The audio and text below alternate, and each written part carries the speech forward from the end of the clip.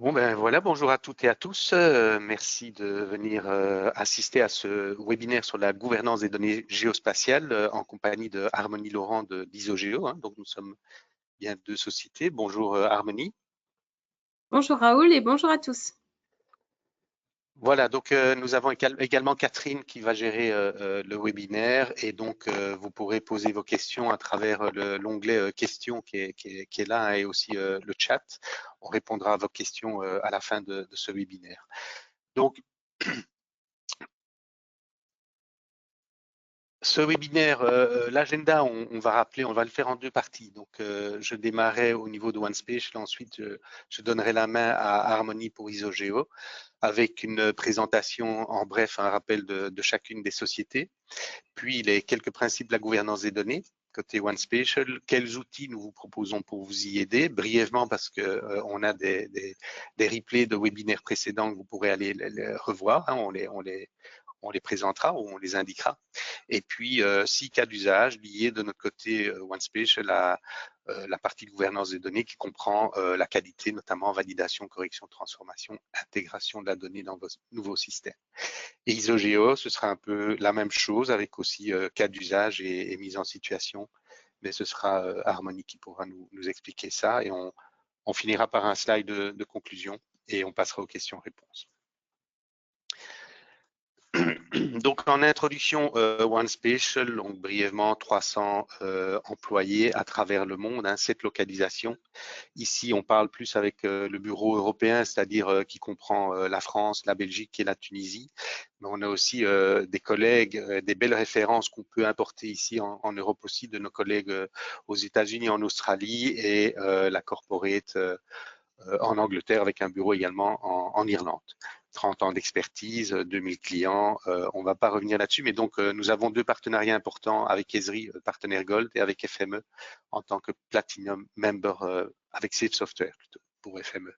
Donc on est leader mondial dans les logiciels, les solutions d'application métier dans le domaine de la géographie, hein, donc des solutions géospatiales, avec un volet gouvernance de données qui est plutôt le volet qui sera concerné aujourd'hui, et un volet solutions métiers, donc qui vont exploiter ces données une fois qu'elles sont correctes, donc gouvernées correctement.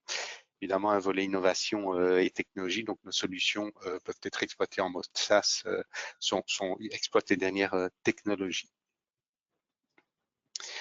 Au niveau de ces solutions, nos domaines d'expertise, bon, à droite, c'est toutes les solutions d'exploitation. Donc, on ne va pas parler de ces solutions-là, mais sachez qu'on est dans tous les métiers. Et donc, pour activer ces solutions-là, il s'agit d'avoir des données correctes, des données structurées correctement pour exploiter ces outils et amener à des prises de décision correctes également.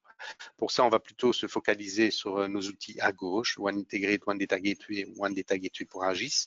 Là, je parle outils, hein, donc vous pourriez revoir les webinaires. Il y aura 3 slides sur ces outils-là. Mais donc, ce qu'on va faire, c'est surtout rappeler les principes de la gouvernance de données. Donc, cette gouvernance de données, vos données, elles ont un cycle de vie, hein, depuis la collecte jusqu'à l'exploitation et après l'élimination, dans certains cas, de ces données-là, parce qu'elles ne sont plus valables, plus pertinentes. Pour ça, il y a la théorie d'AMA qui nous donne une roue qui comprend 11 termes génériques, donc 11 domaines pour la gestion des données. Et dans ces domaines-là, on va ici aborder ceux qui nous concernent, la qualité des données, les métadonnées par rapport à Isogeo, donc la gestion de l'interopérabilité, l'intégration de ces données-là, donc c'est aussi indépendant des domaines de cette roue. La sécurité, nous, évidemment, on met en place les deux sociétés des rigueurs au niveau des solutions technologiques de sécurité, mais il y a aussi tout ce qui est politique et responsabilité au niveau des sociétés, de ne pas permettre à quelqu'un de se connecter dans un endroit par le Wi-Fi si ce n'est pas un endroit sécurisé, etc. Donc, il y a des méthodes, mais au niveau technologie, on sécurise évidemment nos solutions, mais on ne va pas aborder cet aspect-là. On va plutôt donc rester sur principalement qualité des données, qualité des métadonnées et métadonnées avec l'interopérabilité des standards et des normes. Alors, donc, ça veut dire que, indépendamment des solutions techniques, il faut établir des politiques, des processus et des personnes qui ont des rôles et des responsabilités pour assurer la bonne gestion de tous ces volets au niveau de la gouvernance des données. Donc, si nous prenons le slide suivant, qui visiblement n'arrive pas. Est-ce que vous le voyez? Oui, voilà. Vous l'avez? Donc, la gouvernance des données, quel est l'impact d'une donnée de mauvaise ou de faible qualité ou d'une métadonnée manquante ou de faible qualité? D'abord, c'est que vos producteurs de données vous allez devoir rejeter leurs livrables, il va falloir les retravailler, ça va amener des coûts supplémentaires. Donc, il est intéressant de pouvoir corriger en amont la donnée dès sa production. Pour ça, on vous expliquera, il y a des portails web où il y a des solutions qui permettent d'avoir des add-ins dans ArcGIS Pro, par exemple. Donc, cette chaîne d'approvisionnement, c'est plutôt le fournisseur qui va d'abord corriger sa donnée avant et valider avant de vous envoyer ça, mais sur base de vos règles à vous, de vos principes à vous. Faible gouvernance, donc on aura une vision disparate, déconnectée, redondance, fragmentation, parce que les données sont dispersées dans différents systèmes, avec différents systèmes dans différents silos, et chacune adopte son propre système de qualité. Donc là, il va falloir veiller à avoir une approche centrée sur la donnée et pas une approche centrée sur les systèmes d'information, qu'ils soient géographiques ou qu'ils soient systèmes de dessin ou ERP, par exemple. La validation manuelle de données, ça va entraîner des coûts et des délais supplémentaires. Donc, mieux vaut éviter de devoir valider manuellement. C'est certain qu'on va marquer les données non conformes retour au producteur, hein, qui peut être dans la société ou extérieur, mais si possible, on va aussi, après cette identification-là, voir comment on peut automatiquement, s'il y a une logique, corriger ces données. C'est possible aussi. Et alors, ISOGEO vous expliquera au niveau de la métadonnée que si une donnée est une métadonnée manquante ou une donnée est mal documentée, quand on l'exposera, elle ne pourra pas être exploitée, elle ne pourra pas être retrouvée. Donc, la découverte de données et son accessibilité, son exploitation, c'est quelque chose aussi de pertinent, d'important pour valoriser votre patrimoine de données.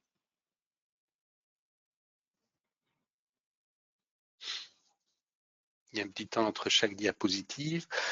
Donc, on part du principe que dans une société, il s'agit de connaître les objectifs, à quoi vont servir les données, les comprendre, élaguer le bruit, donc éliminer tout ce qui n'est pas pertinent, éventuellement améliorer la qualité, valider. Dans votre société ou votre organisation, il y a sûrement des données complémentaires qui peuvent être jointes aux données que vous comptiez exploiter pour les compléter. C'est important aussi. Et donc, ces données doivent respecter des normes de qualité, 9001 et d'autres normes, les normes ISO, des standards nationaux ou internationaux. Ici, le CNIL, ce sont plutôt des standards français, des normes OGC, Open Geospatial Consortium, au niveau des web services, au niveau des formats, des normes de format de données aussi. Et puis, on a des normes de facto qui sont plutôt des standards comme le shapefile, c'est-à-dire que des industries ont pris les devants, ont pris le dessus, et donc on adopte plutôt les standards de solutions qui sont principalement utilisées dans le domaine du SIG. Et alors, on ne doit pas oublier que dans le domaine du BIM, du CAD et du BIM, la CAO, là aussi, il y a des normes, et de plus en plus, quand on parle jumeaux numériques, il faut tenir compte qu'on n'est plus dans un domaine géographique avec un relief, on est plutôt dans la notion de bâtiment, d'étage, etc. Mais tout ça devient aussi géoréférencié, donc il est important de considérer également la qualité des données au niveau de ces systèmes-là. Alors, au niveau critères à respecter, il n'y a pas que la précision. Donc, on dit toujours, tiens, la précision, est-ce que vous êtes à 2 cm près ou pas? Non, il n'y a pas que ça. Donc, l'exactitude des données, il y a la complétude. Certain que quand on a un jeu de données, est-ce qu'il est complet, est-ce qu'il représente géographiquement ou dans un BIM complètement mon bâtiment. La consistance, est-ce qu'on parle de données qui sont consistantes, comparables l'une par rapport à l'autre. La logique, une donnée logique, c'est-à-dire est-ce qu'elle se situe en plein milieu de l'océan au lieu d'être sur mon territoire, ou bien est-ce qu'un point de référence par rapport à un point kilométrique par rapport à un point de référence, mon panneau qui est à 200 mètres sur l'autoroute, alors que mon segment d'autoroute ne fait que 150 km au lieu de 200 km, j'ai un problème de logique à ce niveau-là. Actualité, est-ce qu'elles sont à jour? Forcément. Unicité, elles doivent toutes avoir un identifiant unique. Validité, est-ce qu'elles sont bien complètes et valables, la date, la longueur, la hauteur, bien documentée. Accessibilité, là, c'est là qu'il faut d'abord pouvoir les retrouver, donc la métadonnée est importante, mais les exposer sous forme de web service, par exemple, interopérable, accéder au sein de mon entreprise aussi à la donnée, au sein de mon organisation. Et gestion de la qualité, est-ce que ces données-là passent régulièrement dans un cycle qui permet d'assurer, une procédure qui permet d'assurer la qualité de ces données-là. Au niveau du type d'erreur, j'ai un petit rappel, donc gap overlap, on en parlera tout à l'heure, mais c'est certain qu'une donnée qui n'est pas topologiquement correcte, que ce soit pour du parcellaire ou pour du réseau, c'est pas possible d'actionner correctement ou de faire travailler correctement un logiciel d'exploitation au-dessus. Ici, des kickbacks, une adresse qui n'est pas localisée par rapport à un bâtiment. Ici, on est déjà dans quelque chose de plus compliqué. Donc voilà, ici j'ai des boîtiers télécom avec une adresse du fournisseur télécom et puis les points adresses de la poste. Il y a la rue qui a changé, donc quand je fais une correspondance, ça ne va plus. Alors j'élimine les textes et j'essaye de jouer sur la proximité. On y arrive. Il y a des digitalisations, des saisies d'informations qui se font par planche et donc avec des problèmes d'alignement au bord. On va pouvoir les corriger automatiquement aussi. Ici, j'ai expliqué un PKPR, de référencement linéaire. Il faut que les panneaux se suivent au niveau kilométrique et arrivent, quand ils arrivent au bout de la route, que la route soit au moins suffisamment longue, la géométrie, par rapport aux données attributaires. La généralisation, donc voilà, on va pouvoir simplifier des réseaux, mais il faut derrière que la donnée soit attachée aux mêmes attributs, aux mêmes informations, donc une consistance. Du recalage, on va recaler des réseaux, soit des parcelles, soit des réseaux d'utilité, et on a des gros projets en Belgique et en France pour ça, avec des vecteurs de shift et des nuages de vecteurs qu'on va pouvoir générer automatiquement. Donc, ce n'est pas une simple translation.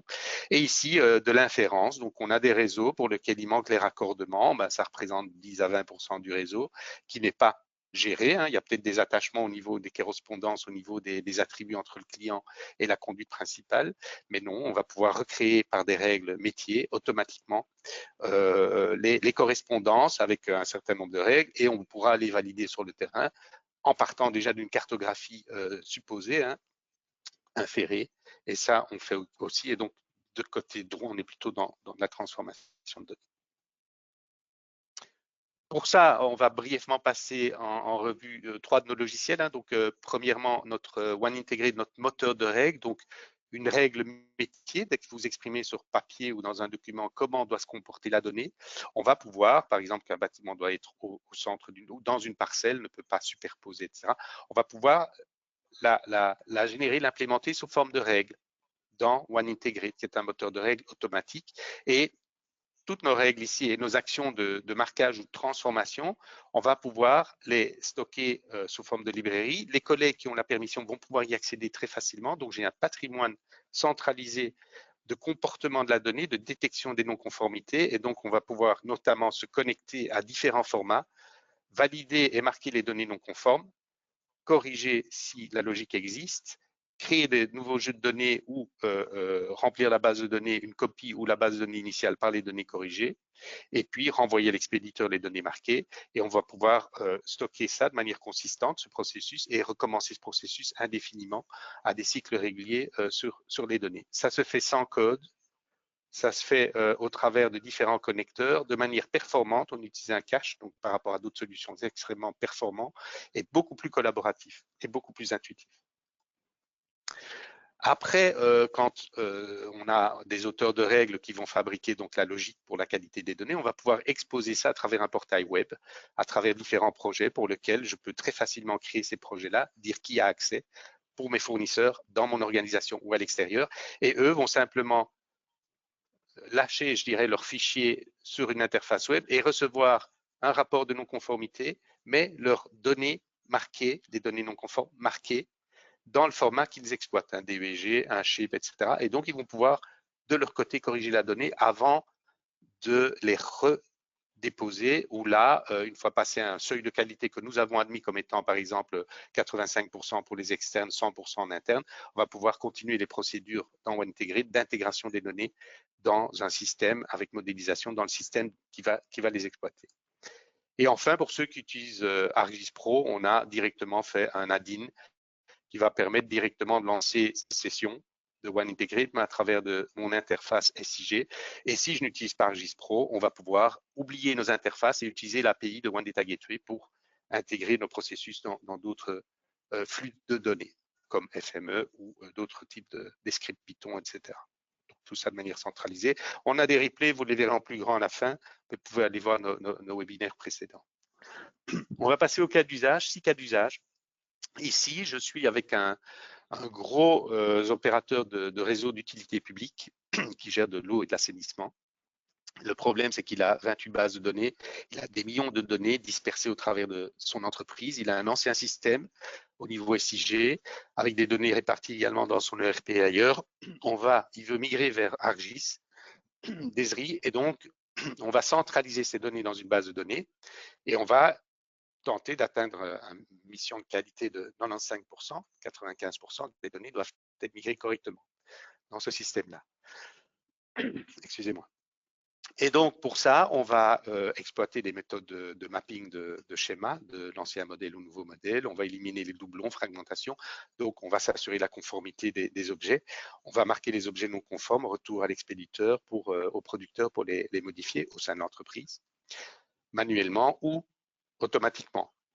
Donc, gestion de la conformité, contrôler l'intégration des données, corriger manuellement celles qui n'ont pas été correctes dans l'ancien système, corriger éventuellement automatiquement celles qui peuvent l'être pendant le processus de migration, migrer les données et donc s'assurer que ça se fasse rapidement pour éviter, pour raccourcir le gel entre l'ancien système et le nouveau système.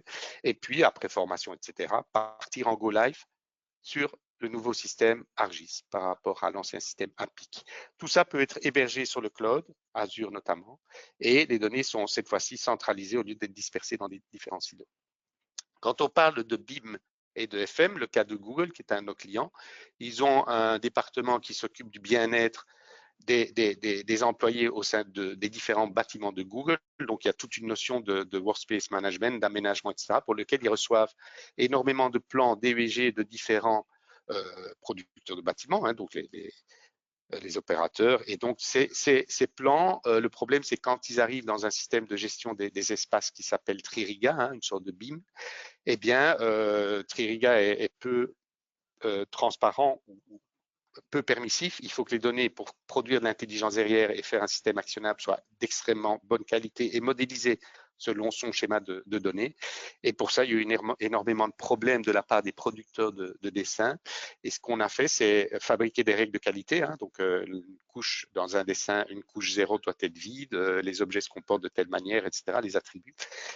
Et donc, on va contrôler tout ça et on va mettre ces règles à disposition via One Data Gateway. Et donc, chaque dessinateur pourra lui-même lâcher sur l'interface web son dessin, recevoir les objets marqués non conformes, les corriger, jusqu'au moment où ça passe un certain seuil. À ce moment-là, il est certain que comme les dessins viennent de différents fournisseurs, il va falloir peut-être faire encore des traitements par un sous-traitant qui, lui, centralise tous ces dessins. Et puis, il y a une conversion dans Tririga et tout ça fonctionne. Donc, on a remonté en amont la correction des erreurs et ça a amélioré la gouvernance des données et permettre à ce système de fonctionner. Le projet Nuar en Angleterre, donc qu'est-ce qui se passe, c'est que dans certains pays, comme chez nous, on demande à des fournisseurs d'utilité publique. Donc la problématique, c'est des TDICT, par exemple, en France. Chez nous, on a aussi, en Belgique, on a aussi des législations à ce niveau-là pour éviter les catastrophes de Guilanguin et les catastrophes à Toulouse, hein, contre les travaux. Donc ils constatent que sur leurs nombreux travaux, en Angleterre, il y a 60 000 incidents parce qu'il y a 680 sociétés d'utilité publique qui disposent de plans et certains entrepreneurs n'ont pas accès à ces plans ou ont mauvais accès à ces plans et ça cause des incidents. Donc l'idée, dans certains pays, on dit vous devez produire ces plans dans une certaine norme.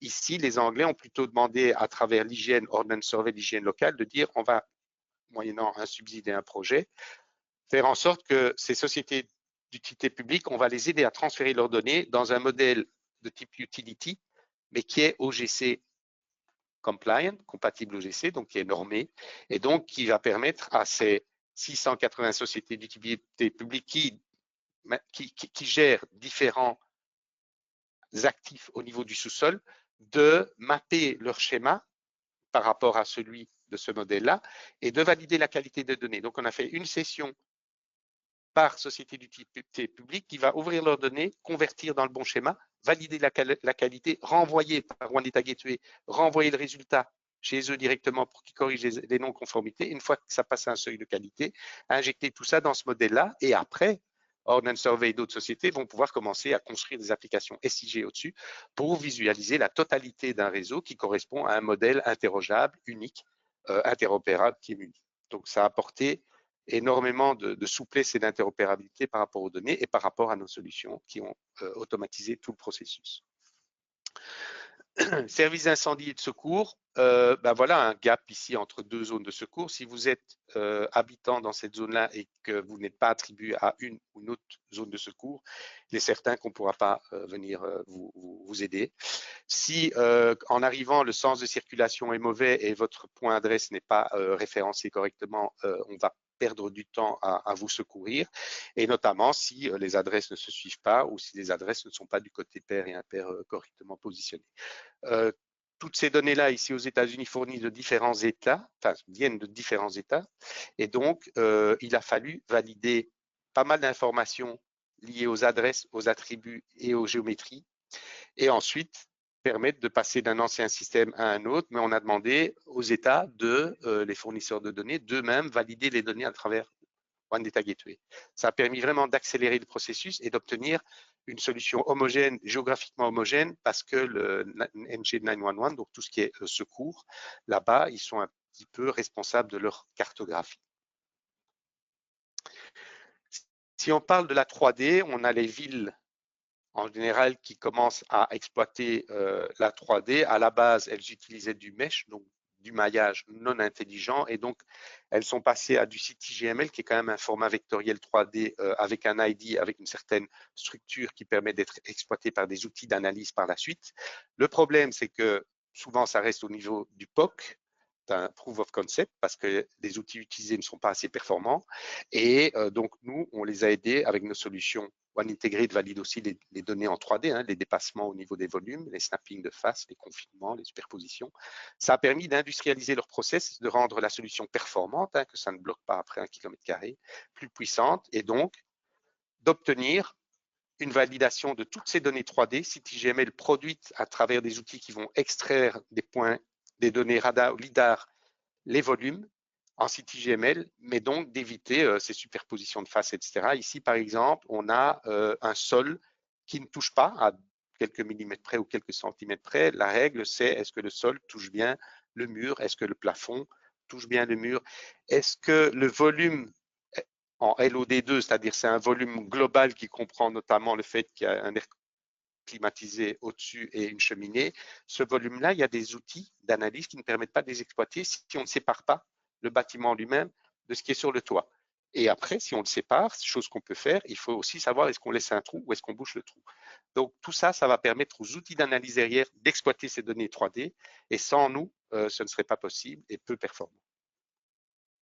Et enfin, dernier cas, Ordnance Survey, donc l'IGN en Grande-Bretagne, ils ont une infrastructure de données spatiales. Alors, à la base, ils ont un système forcément qui comprend la donnée maître, donc la donnée validée, la donnée unifiée, la donnée non redondante, la donnée à jour. Ça, c'est vraiment leurs données de référence pour lesquelles on les aide avec One Integrate à valider la qualité des données.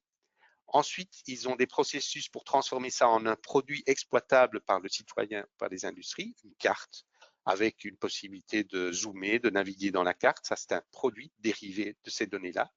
Et après, ils exposent un catalogue de données qui va permettre de retrouver ces données-là. Et pour ça, ils ont besoin de les cataloguer avec des métadonnées, de moissonner à travers toutes ces informations pour savoir ce qui est disponible. Et donc, ils ont des données de confiance, la qualité est bonne.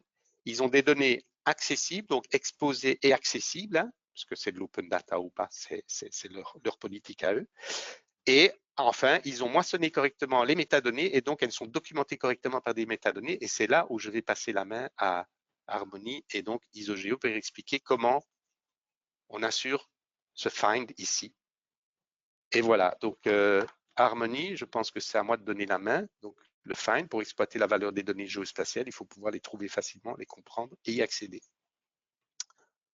Je regarde complètement d'accord avec toi. te passer la main.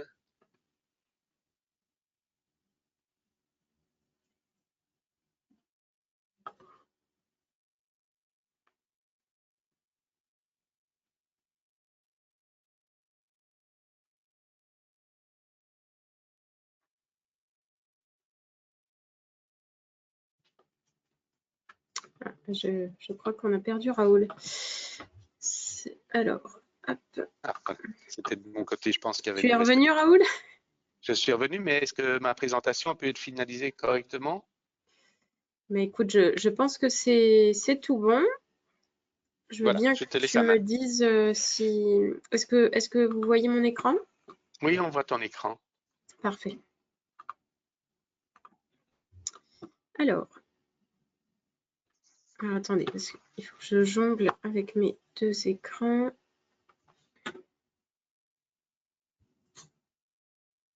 Je vais cacher ça.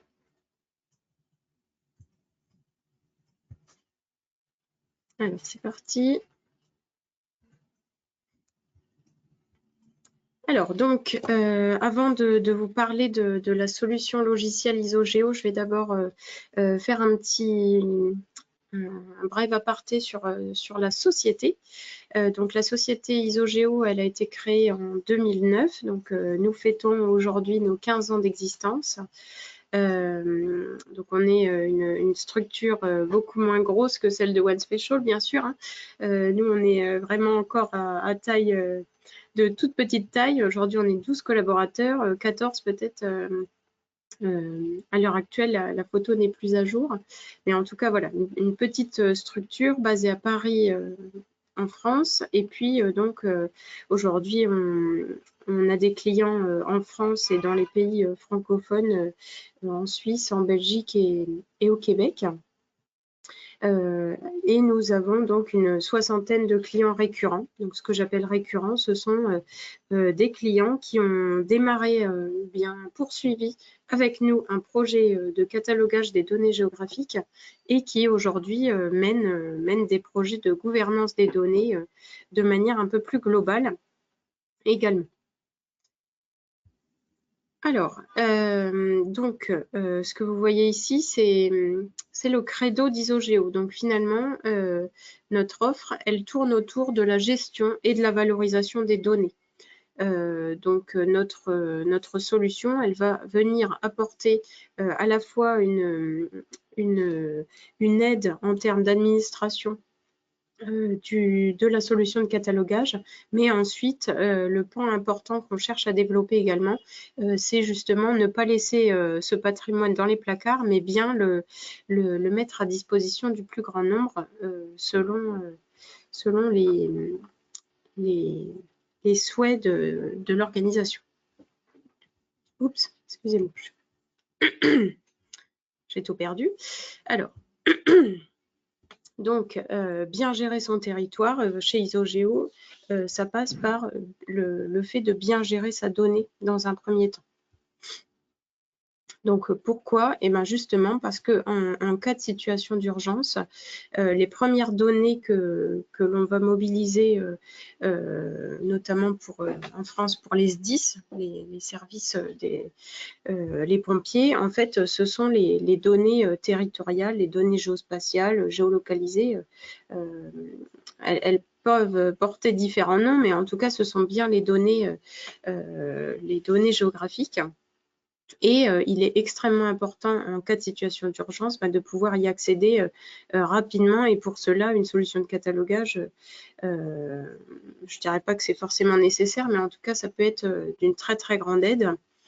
Parce que, en effet, la réalité des organisations pour lesquelles nous intervenons, et voilà, ISOGEO a une certaine expérience dans le domaine.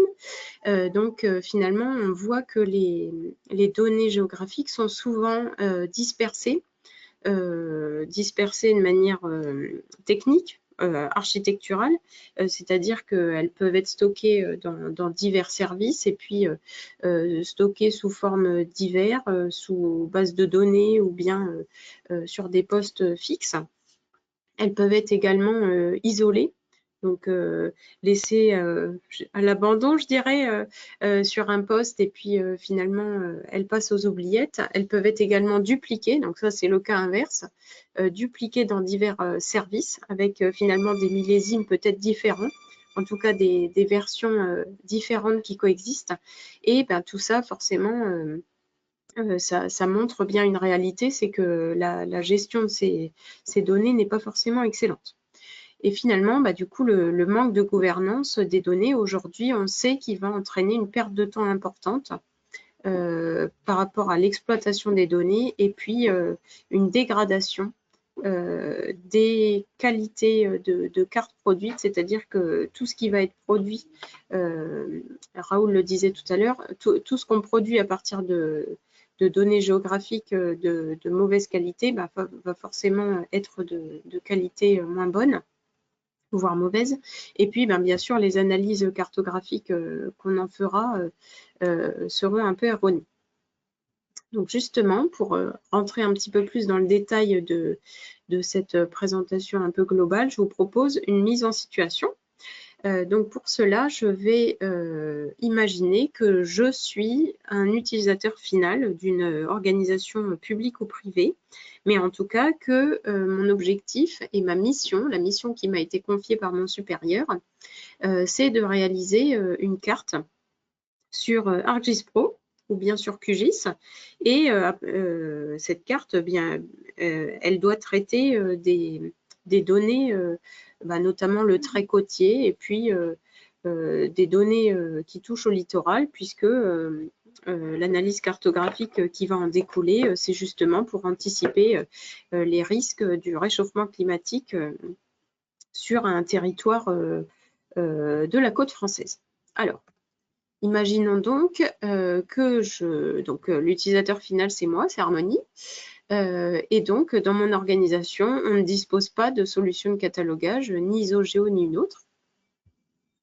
Et donc, voilà, pour m'organiser dans ma recherche, je sais que dans mon organisation, j'ai un gestionnaire de données. Donc, c'est à lui que je vais faire appel pour justement qu'il me donne accès à une donnée, ou en tout cas qu'il me dise si elle existe en interne. Donc, je contacte mon gestionnaire. Le gestionnaire, à son tour, va être obligé de contacter le producteur de la donnée, qui, fort heureusement, est un agent interne dans notre cas d'usage. Mais en tout cas, voilà. Donc, il va poser différentes questions au producteur, donc notamment, est-ce que la donnée à disposition est à jour? Est-ce qu'elle est fiable? Et est-ce que l'utilisateur final va avoir le droit de la diffuser en interne, en externe, aux partenaires, à l'open data, etc. Donc, le producteur apporte ses réponses, et puis donc le gestionnaire, donc on imagine que les réponses sont favorables. Maintenant, le gestionnaire donc valide la donnée et puis me la partage à moi. Et finalement, je vais pouvoir ajouter la donnée à la carte directement dans ArcGIS Pro après tout ce cheminement. Et puis donc la conclusion, c'est la suivante. Donc on est à 1, 2 et 3 agents mobilisés. Donc on peut imaginer qu'entre ces 3 étapes, voire 4, les équipes ont perdu un certain temps. En tout cas que moi, utilisateur final, je n'ai pas forcément respecté les délais de mon supérieur, parce que voilà, j'attendais des réponses du gestionnaire et du producteur. Et donc, la prise de décision sur le territoire, une fois que j'ai produit ma carte dans ArcGIS Pro, la prise de décision a été retardée. Cette fois, on peut imaginer que le process recommence, c'est-à-dire que 2 mois plus tard, donc on imagine que je suis dans une organisation publique, 2 mois plus tard, un élu demande donc à mon supérieur que la carte soit mise à jour. Et pour cela, donc, j'ai 2 choix, moi, utilisateur final, qui s'offrent à moi. Avec mon démon et mon petit ange sur les épaules. Donc, mon petit ange me dit que je dois recommencer ce process global. Et mon petit démon me dit que je pourrais peut-être utiliser la donnée que j'ai stockée sur mon poste. Attention, la donnée que j'ai stockée sur mon poste n'a pas été mise à jour depuis 2 mois, mais c'est quand même tentant, puisque je sais qu'on doit produire une analyse cartographique et que l'élu est en attente de récupérer toutes ces informations, parce qu'il a une présentation à faire, je ne sais pas, auprès du président de région, etc. Donc, voilà, donc imaginons que je récupère, ce soit le petit démon qui est gagné. Donc, forcément, je récupère la donnée stockée sur mon poste qui n'est pas à jour. Donc, les analyses seront erronées et puis, je prends de gros risques pour mon organisation, des risques financiers, contractuels, environnementaux, RH, juridiques, tout et n'importe quoi. Mais en tout cas, voilà, il y a de gros risques à utiliser des données qui ne sont pas fiables. Et puis, du point de vue de la sobriété numérique, je participe à la duplication des données et à leur stockage multiple. Donc, ce n'est pas forcément très bon non plus du côté environnemental. Et puis, en plus, voilà, la prise de décision qui déjà a touché une question environnementale, elle est impactée négativement pour la suite. Donc, justement, je vais faire un petit topo sur la solution Isogeo, donc l'offre à laquelle, justement, l'offre que nous proposons. Donc, vous avez sur la droite un petit visuel de la plateforme d'administration d'Isogeo. Donc, c'est une plateforme pour celle-ci en mode SaaS. Software as a Service, mais on la propose également en mode on-premises, donc complètement implémentée chez les clients.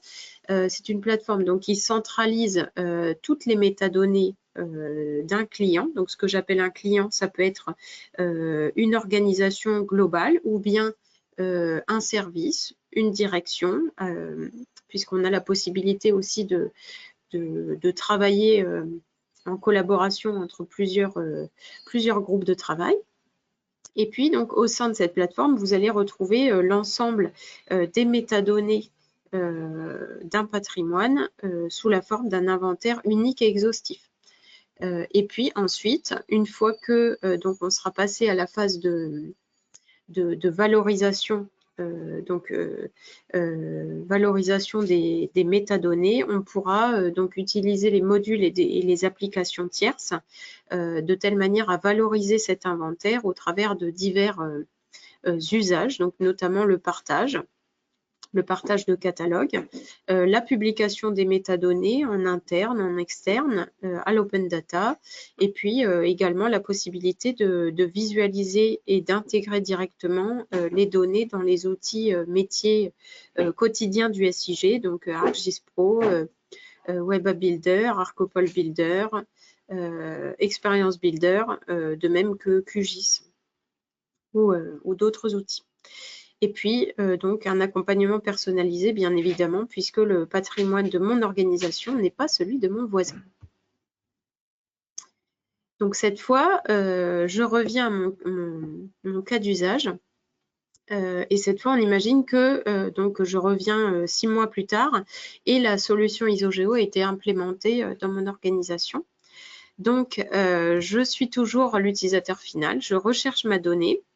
Je vais consulter le catalogue dans lequel, le catalogue qui aura été mis à ma disposition et pour lequel l'usage sera intuitif. Donc finalement, je vais rechercher ma donnée sur le trait côtier. Je vais filtrer par mots-clés ou bien par format. Enfin voilà, il y a différentes possibilités. La donnée est donc retrouvée facilement et puis au travers de la fiche de métadonnées, je vais pouvoir également retrouver toutes les informations dont j'aurai besoin, donc notamment l'emplacement de stockage de cette donnée de telle manière à pouvoir en disposer. Je saurai également qui est le propriétaire de la donnée, qui est le point de contact. Je saurai la date à laquelle elle a été mise à jour en dernier. Je connaîtrai son historique de vie. Je connaîtrai également les droits de diffusion sur cette donnée et j'aurai également à ma disposition tous les attributs.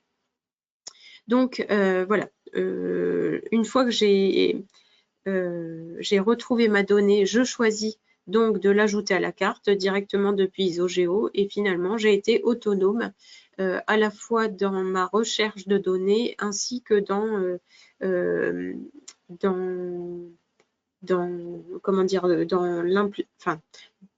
l'usage de la donnée dans mes outils du quotidien. Donc, ça m'a permis de gagner du temps, mais bien évidemment, étant donné que je n'ai sollicité personne d'autre, j'ai également permis de faire gagner du temps aux administrateurs et producteurs de la donnée, qui du coup, bien sûr, peuvent gagner en productivité en parallèle. Donc voilà, je vous remercie pour votre attention et j'en profite également pour remercier la société One Special et notamment Raoul et Catherine pour la participation à ce webinaire. Merci, merci Harmonie. On est dans les temps, donc il nous reste qu'à conclure. Donc je vais repartager mon écran. Je ne sais pas si vous le voyez, non. Partage d'écran. Pas encore. Ah oui, arrivé. À moins que tu doives me redonner la main. Peut-être bien. Alors, hop. Voilà, c'est fait. Voilà, afficher mon écran pour conclure. Ça arrive. Voilà. Donc merci Harmonie pour cette présentation et la partie qui concernait de plus la métadonnée et son catalogage, qui est très importante au sein d'une entreprise, comme l'a montré Harmonie. Pour conclure, donc les défis, c'est qu'on est vraiment face à des données volumineuses, plus complexes, notamment pour ceux qui ne maîtrisent pas la géographie. Ici, on est vraiment dans le monde géospatial, en silo, qu'il faudra partager de manière performante. Donc, c'est important. Donc, il va falloir vraiment maximiser donc cette valeur intrinsèque des données au sein de l'organisation et la considérer comme un produit à part entière. Et donc, inventorier, centraliser son patrimoine de données d'entreprise, c'est important, s'assurer de la qualité, un processus de livraison, que ce soit avec des fournisseurs externes ou des fournisseurs propres à votre organisation, un cycle de vie, jusque quand elle doit perdurer, mais donc les documenter avec ces métadonnées, les rendre facilement accessibles, et donc on conseille de toute façon de s'appuyer sur ce qui est déjà en place par rapport à des outils SIG ou d'autres outils déjà en place, comprendre votre flux de données, utiliser les standards, comme on l'a dit, les standards, les normes déjà bien établies, évaluer forcément la qualité des données, leur maturité, les documenter. Et donc, on vous conseille de choisir une plateforme moderne, centrée sur les données, et pourquoi pas bénéficier des avantages du cloud. Donc, il ne faut pas avoir peur dans les solutions SaaS. Elles permettent une résilience, donc, des backups, elles permettent de minimiser l'investissement que vous devez faire au niveau de l'infrastructure. Cette infrastructure est adaptée aux performances demandées, à la sécurité demandée, donc il ne faut pas hésiter non plus. Mais il faudra vous préparer aussi à la gestion du changement parce que vous allez passer peut-être vers des nouveaux systèmes. L'appropriation des données, donc il faut qu'au sein de l'entreprise, les gens ou d'organisation ou au sein d'un pays, les gens soient d'accord de partager la donnée, qu'elle ne soit pas propriété. Donc l'open data est important aussi. Respecter les normes et respecter la qualité des données qui n'est pas qu'une position, mais qui a plusieurs critères comme on l'a exploité. Et puis, s'habituer à des changements fréquents parce que d'autres systèmes d'entreprise viendront se greffer ou d'autres modules viendront se greffer à votre système d'entreprise pour permettre la gestion des IoT, pour permettre la gestion des ERP, etc. Donc, c'est important de considérer le tout comme différents systèmes qui ont chacun leur système de projection, leur système de géoréférencement, leur manière de documenter les choses. Et donc, cette information est dispersée et fragmentée au sein de votre entreprise. Mais nous sommes là pour vous y aider à travers des ateliers pour les règles, à travers des processus itératifs pour tuner, pour améliorer le contrôle qualité, à travers nos outils, à travers ceux d'Isogeo, comme vous a expliqué Harmonie. Donc, il ne faut pas hésiter à nous contacter. Pour cela, vous pouvez en tout cas aller revoir des webinaires, que ce soit de notre côté ou celui d'Isogeo, de lire nos livres blancs. Tout ça est sur notre site web, sur leur site web à Isogeo, sur le site web d'Harmonie. C'est facile à trouver et surtout, n'hésitez pas à nous contacter. Donc, on va passer aux questions maintenant, mais sachez qu'à la fin du webinaire, il y aura 4-5 questions pour lesquelles ce serait bien que vous y répondiez et si vous avez un intérêt de le mentionner, de le documenter et surtout de ne pas hésiter à ce que nous, on vous recontactera ou à nous contacter pour aller plus loin dans la compréhension de nos solutions communes à Isogeo et à OneSpace. Donc voilà, Catherine, s'il y a des questions dans le chat, on est disponible. Oui, bonjour Raoul, bonjour à tous. Donc, il y a effectivement une question dans le chat. La question donc indique les outils SIG et CAO sur le marché ont en général leur propre outil de contrôle qualité. Est-ce que vos solutions ne sont pas redondantes avec ces systèmes? Ok, oui, en effet, toute solution a son propre contrôle qualité d'une certaine manière ou jusqu'à un certain point. La seule chose, comme je l'expliquais, c'est qu'il faut essayer d'être centré sur la donnée. Et c'est-à-dire que si j'ai maintenant un système CAD avec AutoCAD ou ArcGIS Pro pour le GIS et que chacun met en place son propre paramétrage de snapping, par exemple, à 2 mètres, à 5 mètres, ou que c'est pas centralisé au niveau de l'entreprise. Si c'est centralisé au niveau du SIG, d'accord, mais si c'est pas centralisé au niveau de l'entreprise et que quelqu'un d'autre dessine dans un autre système avec aussi une adoption d'un snapping pour que les lignes se touchent, eh bien, c'est pas une norme de qualité, on va dire, qui est centralisée au niveau de l'entreprise, et donc on risque d'avoir des critères de qualité disparates et pas une règle de qualité propre dans le système qui est gérée au niveau de la donnée d'entreprise, qui est consistante, qui adopte un paramétrage qui dit non, pour tout le monde, ça doit être 2 cm entre une conduite et sa vanne, par exemple, ou bien ça doit être complètement connecté. L'ID doit être unique, les attributs doivent être tous remplis et de telle manière. C'est délocalisé au sein des départements qui exploitent leurs propres outils. Et donc, ce n'est pas centralisé et ce n'est pas la meilleure manière de travailler. Oui. Mais on peut utiliser les deux, hein, c'est-à-dire que si eux contrôlent déjà certaines choses, après, une fois qu'on aura tout,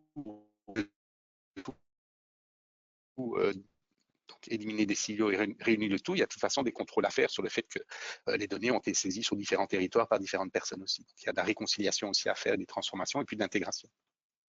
D'accord, merci. Mais merci pour cette question. Donc là, il y a une autre question, c'est quel type de formation offrez-vous chez Isogeo pour aider les utilisateurs à tirer le meilleur parti des solutions? Donc c'est une question plus pour Isogeo.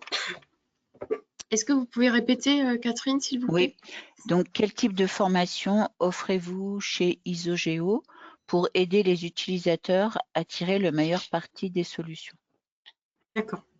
Alors chez Isogeo, on propose, je dirais, 2 types de formations. Une formation qui va plutôt s'adresser aux organisations dont la gouvernance n'est pas très mature en interne. Donc, ce sera plutôt un accompagnement qui va permettre justement de réfléchir aux enjeux stratégiques de la gouvernance des différentes parties prenantes, que ce soit les différents services. On va en fait réaliser une prestation d'audit à l'aide de nos outils également, qui va permettre vraiment d'apporter un maximum d'éléments et un plan d'action stratégique aux organisations qu'on accompagne pour justement les aider à la mise en place d'un projet de gouvernance. Donc ça, c'est plutôt pour les organisations pas très matures, et pour les organisations plus matures qui ont un vrai projet de gouvernance très clair avec l'identification des différentes parties prenantes, que ce soit dans le SIG ou bien dans d'autres services connexes. Cette fois, donc, on va proposer donc la mise en place de la solution Isogeo, donc tout ce qui va être mise en place, formation à l'administration de la plateforme, un audit stratégique également pour aider les organisations à monter en compétence sur justement tout ce que j'ai cherché à mettre en lumière du côté de la valorisation, puisque on le sait, c'est extrêmement important de réussir à communiquer correctement pour que justement ensuite le projet de catalogage vive de la meilleure des manières en interne, et puis petit à petit trouve de plus en plus d'adhérence et d'adhésion dans les différents services. Donc voilà, on réalise différents types d'accompagnement, et puis voilà, sur selon les différents besoins, on va personnaliser l'accompagnement proposé. Merci Catherine. Harmonie. Si. Voilà, Donc une autre voilà, question, pardon. juste une autre question. Est-il possible de mesurer automatiquement les toitures et les présenter sous forme 2D, 3D, ainsi que la capacité solaire de la toiture? Ok. Bah là, on est déjà dans des systèmes d'exploitation. Donc, si on peut nourrir un système d'exploitation par cette information-là, c'est-à-dire nous, ce qu'on va valider, c'est que un nuage 3D, donc il y aura une solution qui va en extraire les vecteurs. Et bien, nous, on va pouvoir éventuellement, à partir du plan 2D, extruder un volume qui devrait avoir la hauteur présumée par rapport au nombre d'étages. On va pouvoir valider aussi donc si ce nuage 3D qui a fabriqué un volume 3D correspond plus ou moins à ce que la topographie du lieu a donné, donc la parcelle 2D et son information attributaire qui dit que c'est une maison à 3 étages. On va déjà pouvoir valider une différence éventuellement de hauteur et une inconsistance. Après, on va pouvoir valider le fait que le volume 3D n'est pas ajusté par rapport à la cartographie 2D. Lequel des deux est faux, c'est encore autre chose. Mais ça va permettre de faire du change detection et donc de valider si l'élément qui a été saisi en 3D par le nuage de points et transformé en CTGML est cohérent par rapport à l'existant, in situ, comme on dit, comparer une information nouvellement acquise par rapport à l'information cartographique relevée par un institut géographique. On va pouvoir définir certaines inconsistances et valider que cette toiture, en effet, est peut-être le bon élément. On va un bon élément, appliquer la logique sur papier. S'il y a une logique, on va pouvoir comparer en tout cas deux informations volumétriques. Et la question, c'était plus l'exploitation de ces données-là. Là, on a d'autres solutions pour ça, mais ce n'est pas celle dont on parle ici pour la bonne gouvernance des données. Ok, merci. Juste une toute dernière question qui, à mon avis, a du sens ici. Quel est le lien entre OneSpatial et ISOGEO?